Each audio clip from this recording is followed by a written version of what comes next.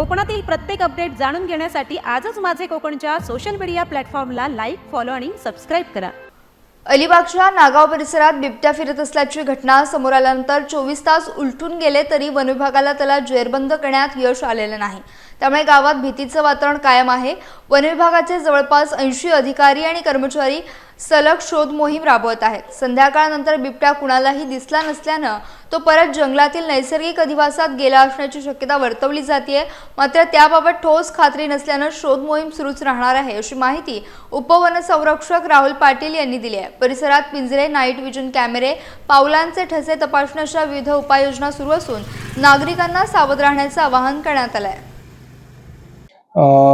काल साधारणतः 11:30च्या आसपास आमची टीम पोहोचल्या। जवळजवळ एक वन विभाग आणि पोलीस असे मिळून एक 70 ते 80 लोकांचा स्टाफ होता। दिवसभर आपण वेगवेगळ्या प्रकारचं कोम्बिंग ऑपरेशन, सर्चिंग ऑपरेशन केलं आणि त्या माध्यमातून एक रेस्क्यू टीम पण बोलवली विथ दॅट गन। परंतु लेपर्ड हा मानव एकदम लोकवस्तीत असल्यामुळं त्याचं प्रॉपर सायटिंग डार्टसाठी होत नव्हतं। त्यामुळं आपण प्रयत्न केले, परंतु त्याला सायटिंग डार्टचं न झाल्यामुळं आपण संध्याकाळी पुन्हा कोम्बिंग आणि सर्चिंग ऑपरेशनलाच कामाला लागलो। तर रात्रीसुद्धा आपलं पेट्रोलिंग आणि ह्या सगळ्या गोष्टी आहेत।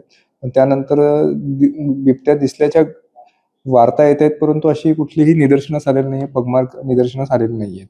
सो आमचा प्रयत्न आहे की अजून आपण सर्चिंग आणि कोम्बिंग ऑपरेशन करायचं आणि will try to find out the location of the leopard.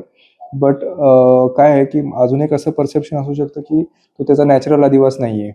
So त्या नॅचरल अधिवासातून ज्या आलेला आहे इथं तो कम्फर्ट झोनमध्ये जात नाही। त्यामुळं अशा परिस्थितीतून तो पुन्हा नॅचरल अधिवासात जाण्याची शक्यता दाट आहे। तर आम्हाला असं वाटतं की कदाचित तो त्याच्या मार्गाने नॅचरल अधिवासात गेलाही असू शकतो, नैसर्गिक अधिवासात गेलाही असू शकतो। तरी आम्ही जोपर्यंत आमचे 100% श्युरिटी येत नाही तोपर्यंत आम्ही सर्चिंग ऑपरेशन चालू ठेवतोय। अलिबागच्या नागावमध्ये बिबट्याच्या वावरामुळे भीतीचं सावट अधिक गडद होत आहे। काल सकाळपासून भर वस्तीत बिबट्या दिसल्यानं परिसरात एकच खळबळ उडाली होती। या बिबट्याने आतापर्यंत 5 नागरिकांवर हल्ला केला असून सर्वांवर उपचार सुरू आहेत। घटनेनंतर सुरक्षेच्या दृष्टीनं नागावमधील सर्व शाळा बंद ठेवण्यात आल्या आहेत। ग्रामपंचायतकडून नागरिकांना शक्यतो घराबाहेर पडू नका आणि एकटे फिरू नका असं आवाहन करण्यात आलंय। वन विभाग, पोलीस दल आणि बचाव पथके दिवसभर बिबट्याचा शोध घेत आहेत, मात्र अद्याप त्याला पकडण्यात यश आलेलं नाही। पिंजरे उभारणे, शोध मोहीम वाढवणे आणि ड्रोनद्वारे लक्ष ठेवणे अशा विविध उपाययोजना सुरू आहेत। नागावमध्ये तातडीची परिस्थिती कायम असल्यानं प्रशासन सतर्क आहे। काल 10 वाजल्यापासून जे काही रिसर्च म्हणजे बिबट्या शोधण्यासाठी, त्याला पकडण्यासाठी जे काही चालू होतं, म्हणजे फॉरेस्ट टीम, पोलिसांची टीम, वेगळ्या रेस्क्यू टीम वेगळ्या ठिकाणावरून येत होत्या।